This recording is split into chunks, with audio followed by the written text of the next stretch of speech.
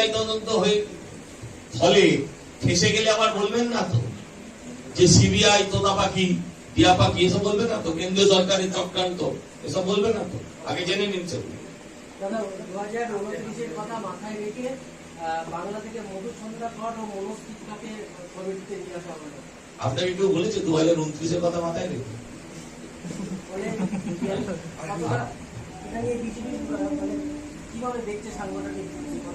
ভাই একজন মহিলা ডাক্তারকে নিয়ে এলেন আর একজন পিছিয়ে পড়া শ্রেণীর একজন মানুষকে নিয়ে এলেন, যিনি যারা আমাদের মানে বিধানসভা এবং লোকসভা দুটোতেই যেটা এমন একটা মানুষকে নিয়ে এলেন।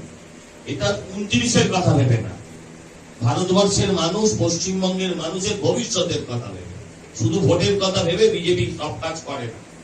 বিজেপি এমন অনেক সিদ্ধান্ত অনেক সময় নেয় যেটা বিজেপি জানে যে তাতে তাদের ভোট কমতে পারে। মমতার মতন একটা সম্প্রদায়কে শুধু দিয়ে যাও দুধ দিচ্ছে লাঠি খাচ্ছে।